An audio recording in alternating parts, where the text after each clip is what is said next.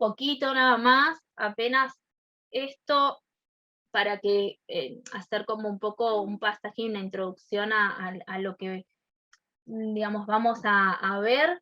Em, en este mismo capítulo, además de la identidad en la adultez media, tenemos la identidad en la vejez.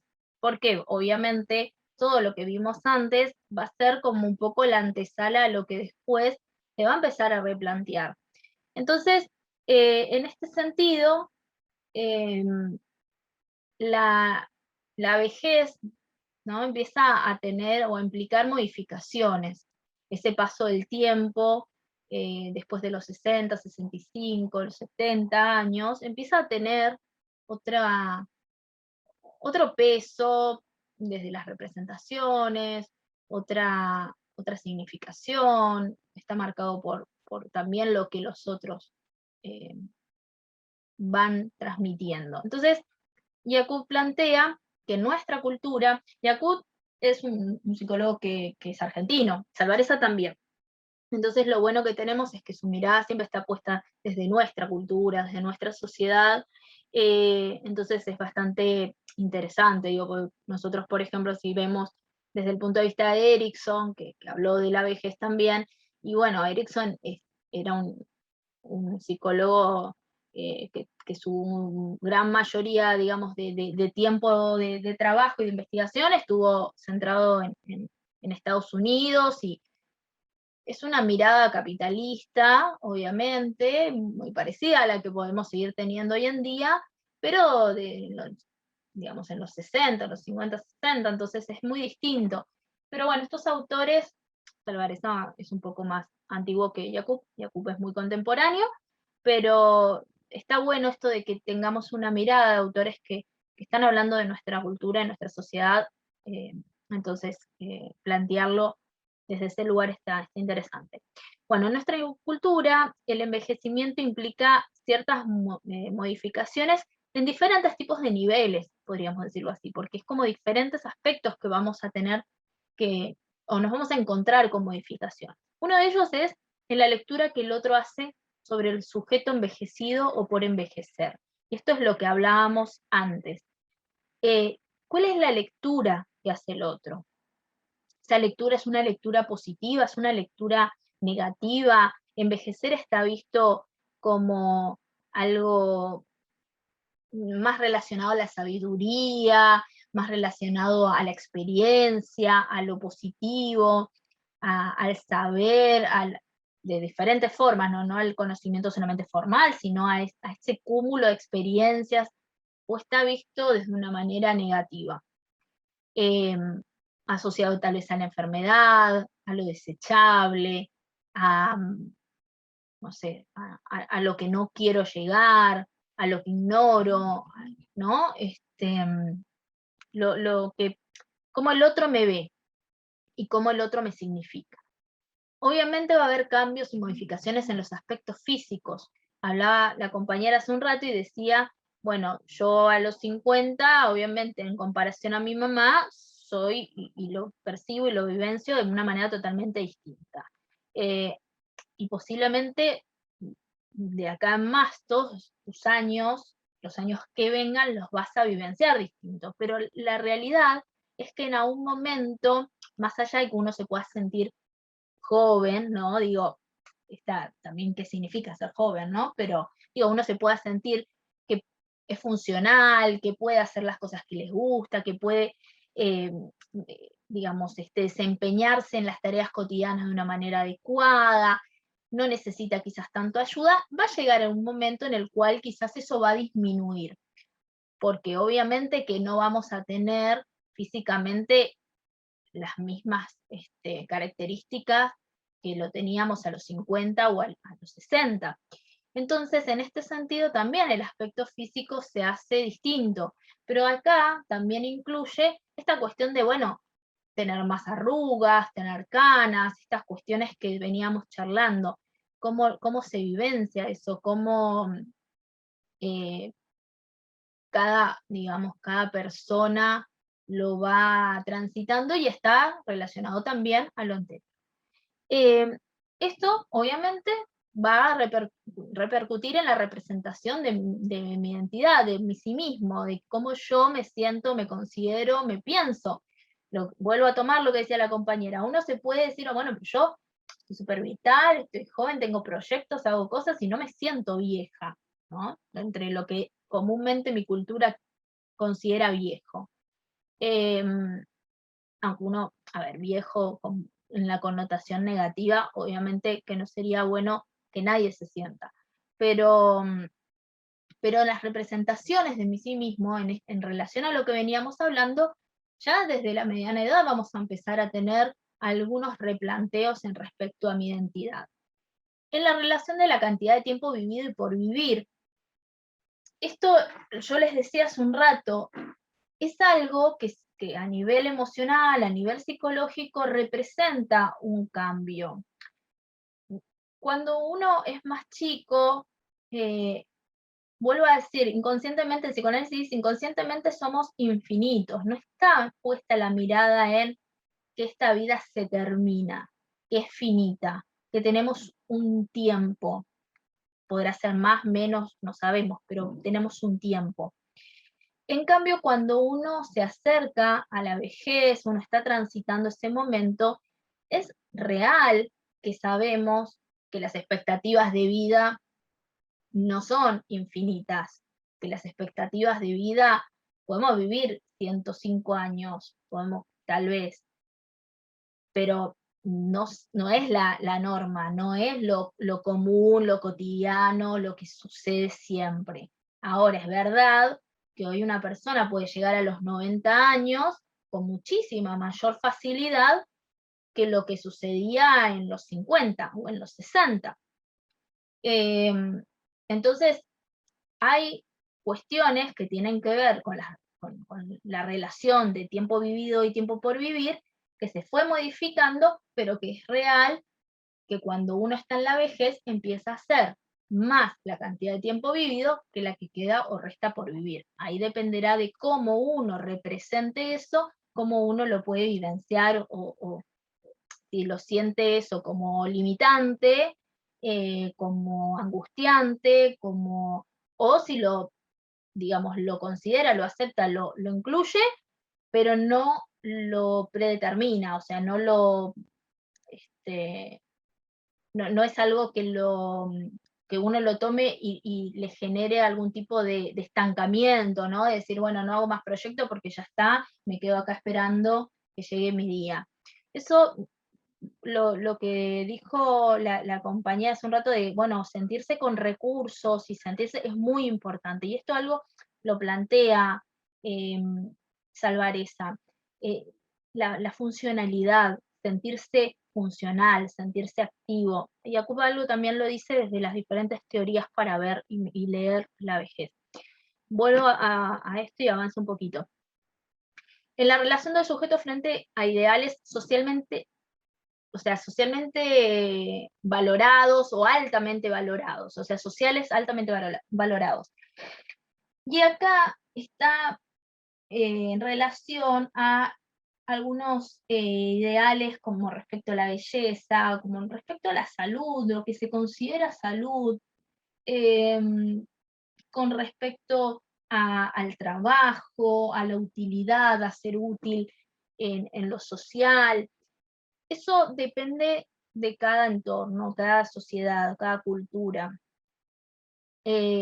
Entonces, dependiendo esos ideales y dependiendo de cómo yo me autoperciba en relación a esos ideales, porque si yo me percibo que yo no estoy con los recursos necesarios para alcanzar esos ideales, seguramente voy a sentirme mal y voy a tener una connotación de mi momento evolutivo negativa. Si en cambio yo me siento con las posibilidades de lograr esos ideales, me voy a sentir diferente. Ahora bien, también puedo valorar esos ideales, puedo creer que esos ideales de la sociedad son totalmente innecesarios y no me representan, y entonces, aunque no los alcance, sentirme bien, ¿sí? Depende mucho de esa relación, ¿no? Cómo uno lee y representa esos ideales y qué tipo de ideales, porque a ver, el trabajo, podríamos decirlo así, de pensar y de representarlo no va a ser solamente de cada sujeto. También hay un replanteo que como sociedad debemos hacer de cómo representamos a la vejez. ¿La representamos bien o tenemos, digamos, representaciones negativas de la vejez? ¿Qué aspectos son los que vamos a dar lugar? En los factores que motivan la creciente desinserción de los marcos sociales habituales o su inclusión en nuevos contextos. ¿Acá en qué está haciendo referencia? Obviamente a lo laboral, a la constitución familiar, a cómo el sujeto se pueda sentir dentro o fuera de esos contextos, ¿sí? La jubilación, yo les decía hace un rato, la jubilación puede ser vivida como una posibilidad de poder contar con más tiempo, para poder hacer otras cosas, para poder armar, qué sé yo, proyectos. Ay, Rocío, tu micrófono quedó abierto. Gracias. O puedo vivirlo totalmente negativo, catastrófico, porque no puedo seguir trabajando y no.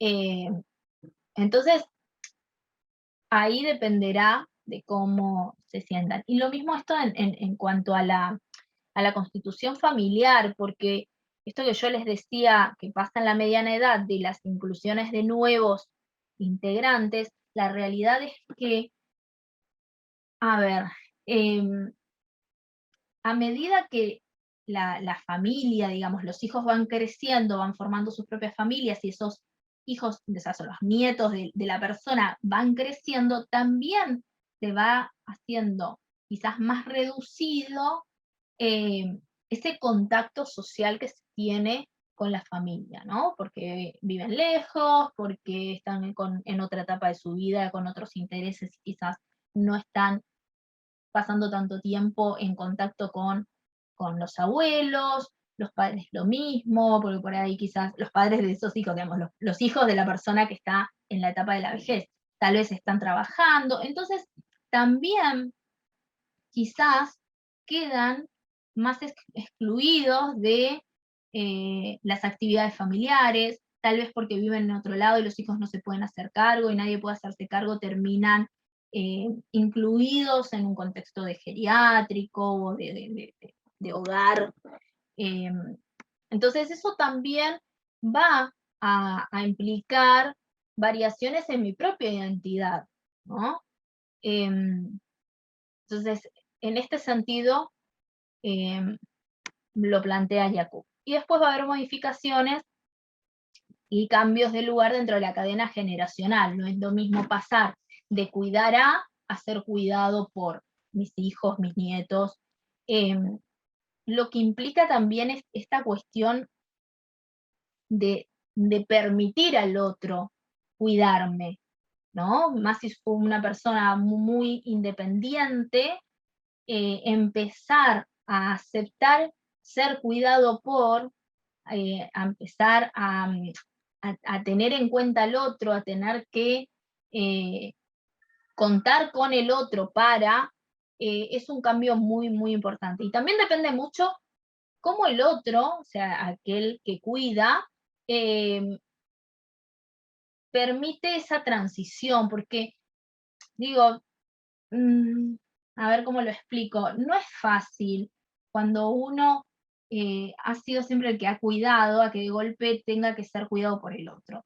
Y entonces, si ese cuidado realmente no es amoroso, no es contenedor, no es aceptando que a veces realmente la persona mayor no es que no quiere y se comporta como un niño, es un adulto. Digo esto porque es una frase que se escucha mucho. No, no, los adultos mayores se comportan como niños, vuelven a ser niños. No, no vuelven a ser niños, son adultos mayores que les está costando muchísimo aceptar que necesitan la ayuda de otro para hacer ciertas actividades y que a veces en su, digamos, en su mente, en su representación, ellos pueden, pero porque no pueden darse cuenta que no, quizás en lo físico no van a poder, o quizás no está siendo seguro.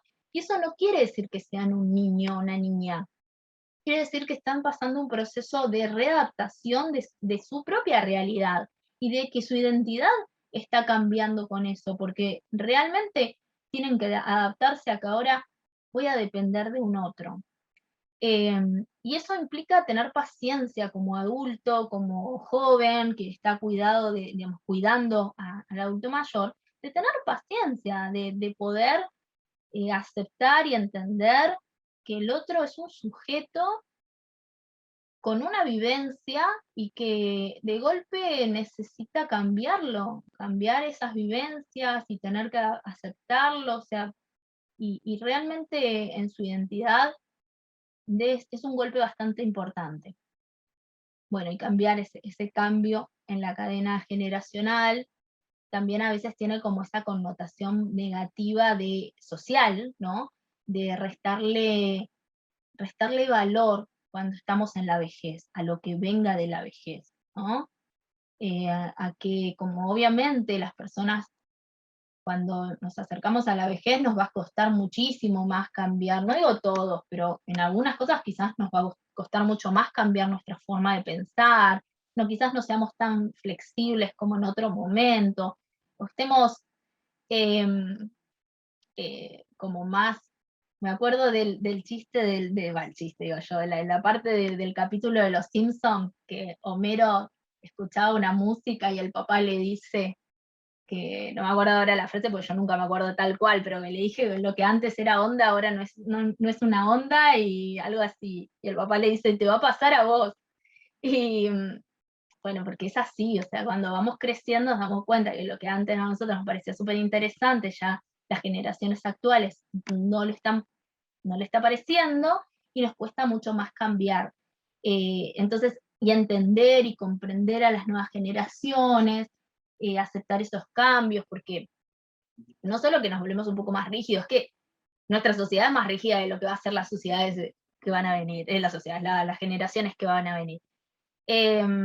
Entonces, bueno, en ese sentido hay cambios. Y en la modificación de las redes sociales, lo que yo les decía, con respecto a las incorporaciones o las exclusiones, pero que además empiezan a haber tal vez muertes de el cónyuge, de los hijos en algunos casos, de los hermanos, de los amigos, y eso también va limitando muchísimo las redes sociales que uno tiene. O tal vez si se cursa además un envejecimiento con alguna enfermedad, alguna patología, disminuye muchísimo todas las posibilidades de poder vivenciar el envejecimiento de una manera como más positiva, ¿no? Digo, si vos estás con dificultades de poder salir y de ir a visitar amigos, y bueno, obviamente que va a ser más difícil. Las nuevas tecnologías, digamos, obviamente que ayudan a evitar esta cuestión física, lo sabemos por lo que nos pasó en la pandemia, pero no necesariamente va a suplantarlo. Entonces, es bastante complejo en esta etapa, porque además está muy asociado a lo que socialmente se vaya armando. Y me parece que si hay algo que nos tenemos que replantear, y que lo tenemos que replantear desde el punto de vista de pensar y de tratar de poner en ejes cómo estamos construyendo las representaciones respecto al paso del tiempo, con respecto a algunos valores sociales, respecto al crecimiento, al desarrollo, a algunas funciones, algunos roles, y qué pasa cuando ya no se puede, por algún motivo, cumplir esos roles, qué lugar está teniendo el otro, eh, es el descarte, tiene otras posibilidades, se escucha, se busca que pueda tener otras posibilidades, se da lugar al otro, bueno, obviamente que es para replantearlo. Bien, y esto lo voy a presentar nada más, pero lo vamos a desarrollar la semana que viene. Teorías y perspectivas, si quieren léanlas porque son varias, entonces para poder tenerlo como más claro a la hora de explicarlo, y saber que ya lo leyeron me ayuda. Pero hay dos que por ahí son como las más fáciles de comprender, porque rápidamente podemos encontrar en nuestra sociedad ejemplos, que es la teoría de la actividad y la teoría de la desvinculación. Em, la teoría de la actividad lo que plantea es que justamente la mirada hacia la vejez es una mirada hacia la búsqueda del sujeto activo, el sujeto funcional, el sujeto que pueda hacer cosas más allá de lo laboral, porque si uno plantea que en la vejez lo va a transitar ya fuera del ámbito laboral, por lo menos laboral principal, ¿no? Y con necesidad, sino que por ahí podés seguir trabajando, pero tal vez ya sea por una cuestión de elección, pero que sí se pueda sentir activo y activo socialmente. Si bien hay diferentes tipos de actividad en diferentes sectores y grupos, como por ejemplo puede ser algo más vinculado a una organización, algo, digamos, más nucleado de ese entorno, o puede ser algo que es más informal, digamos, en el sentido de, bueno, no, con los vecinos nos juntamos una vez a la semana y, no sé, vamos a leer cuentos a un lugar, pero no estamos nucleados en una ONG, no, somos varios vecinos que vamos y leemos cuentos en la Biblioteca Nacional. Entonces, bueno, tenemos como una tarea que hacemos que nos gusta, o vamos y nos juntamos entre varias amigas amigos de la misma edad y vamos a jugar algo, o a bailar, o a lo que fuera, a charlar en un lugar. Pero hay como una cuestión informal, pero de hacerlo con el otro. Y algunas, digamos, actividades que tienen más que ver con ser funcional y seguir, digamos, sintiéndose útil, pero más individual, ¿no? Como, bueno, eh, le cuido la casa a mis hijos cuando se van de vacaciones, le cuido a los chicos, le cuido al perro, le cuido, no sé, eh, alguna actividad que tenga que ver más con lo individual, o alguna, no sé, hago artesanías, pero lo hago sola en mi casa, con, digamos, no estoy siendo parte de un grupo. Y la teoría de las vinculaciones, después la semana que viene lo digo más como en detalle, pero quiero para que esas dos lo tengan en cuenta porque va a estar muy asociada a lo que dice Salvareza. Y la teoría de la desvinculación tiene una mirada muy asociada a una teoría más de desapego que de apego, ¿no? La teoría del apego lo que plantea es que los seres humanos lo que buscamos, digamos, la forma de lograr subsistir es justamente poder tener un contacto con el otro, y nos socializamos en función de poder pertenecer a un entorno, poder, digamos, sostener un desarrollo adecuado. En la Argentina, alguien que planteaba que la socialización era como el eje central del desarrollo y de las conductas de los sujetos y que llevaba muchísimos años socializarse y estar dentro de una sociedad, era Blecher. Y Salvareza, bueno, toma un poco de Blecher, que también Salvareza tiene esta mirada, y justamente lo que dice la teoría de las vinculaciones es todo lo contrario, ¿no? Que no coincide con lo que dice Salvareza, ¿no? Le spoileo la, la entrevista. Obviamente Salvareza no está de acuerdo con la teoría de la vinculación, no considera que un sujeto cuando llega a la vejez quiera estar solo, como, digamos, está más centrado en sí mismo, se aleja de las relaciones personales y quiere estar solo. Esto eh, a ver, quizás es una mirada muy centrada en una cultura muy capitalista, muy centrado en lo laboral, en lo útil. Entonces, bueno, en nuestra sociedad sucede y hay muchos sectores que piensan que el sujeto en la adultez mayor o en la vejez, los sujetos queremos estar solos y que no nos molesten. Y hay muchas otras miradas que todo lo contrario, plantean.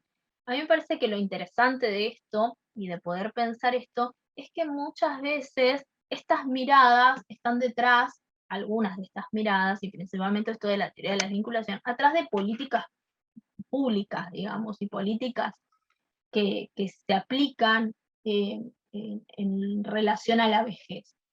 Entonces eso también arma una, una, una representación, un estereotipo con respecto a la vejez. Entonces eso es importante tener en cuenta desde qué mirada lo estamos haciendo, desde qué teoría estamos centrando mi actividad en relación a la vejez. Lo hago desde una teoría, las dos principales podría decirle que son estas dos, pero las otras también. Entonces, me parece que eso también permite poder pensar a la vejez de otra manera. Vamos a volver a ver, quédense tranquilos, pero les quería presentar el tema para que más o menos lo vayan leyendo y la semana que viene no escuchen esto de así de la nada. Pero esto todo va a entrar en el final. Así que bueno, ténganlo en cuenta, no va a entrar en el parcial.